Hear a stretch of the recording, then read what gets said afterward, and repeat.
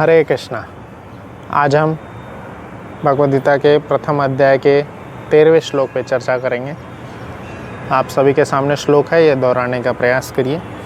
तथा शंखश्च भैर्यश्च पणवानक गोमुखः सहसैव भयन्तः स शब्दश्च तुमुलो भवत्।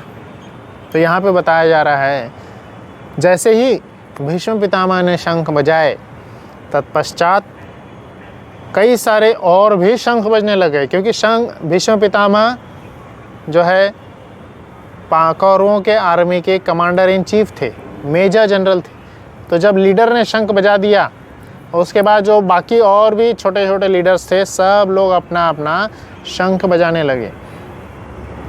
और फिर क्या बोले हैं, पानवनकः, मतलब कई सारे ड्रम्स जो हैं और भी बजने लगे।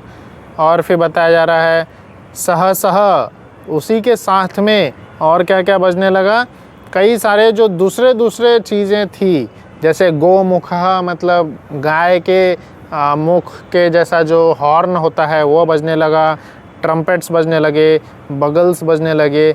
ऐसे अन्य कई प्रकार के जो वाद्य यंत्र है, यह सारे के सारे बजने लगे। जैसे ही भीष्म पितामह ने शंखनाद किया, उसके बाद में ये सारे यंत्र बजने लगे। तो ये यंत्र क्यों बजे हैं, इसके ऊपर थोड़ा चर्चा करेंगे।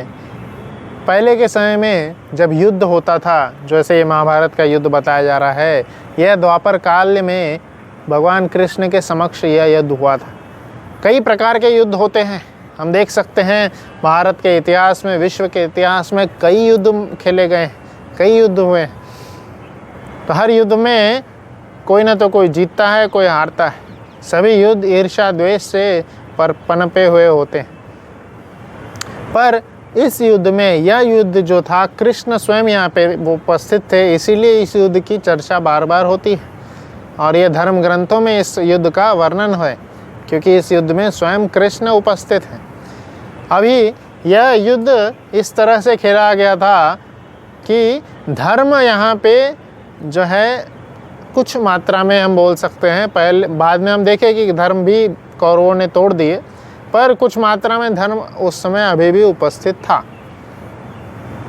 तो इसलिए जो यहाँ के जो युद्ध लड़ने वाले जो सैनिक गण हैं, बहुत ज़्यादा हतोत्साहित नहीं हो करके बहुत ज़्यादा उत्साहित थे, बहुत एंथुसियास्टिक थे युद्ध लड़ने के लिए। अतः ये जो वाद्य यंत्र बजाए जा रहे हैं, उनके इंथुजियाज्म को शो करते हुआ, उनके हर्ष को शो करता हुआ ये यंत्र है। कई सारे यंत्र बजे हैं, इसका अर्थात सभी लोग खुश हैं कि अभी हम युद्ध लड़ेंगे। ये वह समय की बात थी जहाँ पे अपना हक जो है युद्ध लड़के लिया जा सकता था। ऐसा नहीं चीटिंग करके या कोई धोखाधड़ी के ज़रिए कोई अपना हक ले रहे हैं। तो युद्ध लड़ने में सब लोग कुशल होते थे। जो अपने आप को क्षत्रिय बोलते हैं, वो क्षत्रिय ही इस एंगल से होते हैं, जब उनको युद्ध लड़ने का मौका मिलता है या युद्ध लड़ने के लिए जब उनको उकसाया जाता है, तो बहुत खुश होते हैं, बहुत प्रसन्न होते हैं, और उस ललकार को, उस चेतावनी को स्वीकार करके वह अपने युद्ध में आगे बढ़ते हैं और अपने जो उनके जो विरोधी पक्ष है उनको धूल चटाते हैं। तो यह खुशी का एक चिंता है, एक खुशी का एक शो है कि हम बहुत खुश हुए हैं युद्ध की ध्वनि से, हम अपनी शक्ति का प्रदर्शन करेंगे, इसीलिए यहाँ पे बहुत सारे वाद्य यंत्र बजाए जा रहे हैं। पिछले श्लोक में हमने देखे थे शंख बजाने के क्या क्या फ़ायदे हैं। तो यहाँ पे हमने देखे कि बगल, ड्रम्स और भी कई सारे यंत्र जो है बजाए गए। तो ये युद्ध जो है बहुत ही ज़्यादा धार्मिक युद्ध है, इसका यह सिंबलिज्म निकल के आता है। इस धार्मिक युद्ध में कई सारे शुभता के लक्षण दिख रहे हैं, और इस शुभता के लक्षण को देख करके पांडव जो है बहुत ज़्यादा हर्षित हो रहे हैं और कौरव जो है हतोत्साहित हो रहे हैं, क्योंकि वह जानते हैं कि वह धर्म के पक्ष में नहीं है। तो इसलिए वह इस युद्ध के जो रिज़ल्ट आएगा उससे बहुत ज़्यादा प्रेरित नहीं है। उनको पता लग रहा है कि हमारे हाथ में यह रिज़ल्ट जो है नहीं आएगा, हमारे पक्ष में नहीं आएगा यह रिज़ल्ट। तो इसलिए हम यहाँ पे यह दर्शाया जा रहा है कि कई सारे जो नए नए चीज़ें यहाँ पे बजाई जा रही है, शंख, ड्रम और भेरियश्च अर्थात जो बगल है, ये सारी वाद्य यंत्र बजाने से जो युद्ध है उसकी शुभता का, उसकी शुरुआत का यहाँ पे लक्षण बताया जा रहा है। कई सारे एक्टिविटीज़ होते थे, जैसे आप देखेंगे युद्ध के शुरुआत में यहाँ पे जो है शंख बजाया गया और कई सारे ड्रम्स बजाए गए और फिर भगवान स्वयं उपस्थित हैं, आगे चल के भगवान भी अपना शंख बजाएंगे और यह सभी शुभता के लक्षण देख करके यहाँ क्लियर पता चल रहा है कि कोई शुभ कार्य होने वाला है।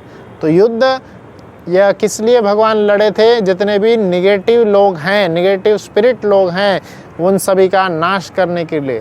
जिस प्रकार से खेत में खेती करते वक्त कई सारे वीड्स उत्पन्न हो जाते हैं, तो उन वीड्स को हटाने का जो प्रक्रिया होता है, भगवान जो किसान है वो अलग से जो है अपना यंत्र लेके आता है और ऐसे अनवांटेड पदार्थों को हटा देता है, अनवांटेड चीज़ों को काट के तोड़ के हटा देता है। उसी प्रकार कृष्ण इस महान युद्ध के ज़रिए जितने भी निगेटिव लोग हैं, जितने भी अनवांटेड लोग हैं जो समाज में अराजकता फैला रहे हैं, उन सब को इस महान युद्ध के ज़रिए हटा दिया जाएगा।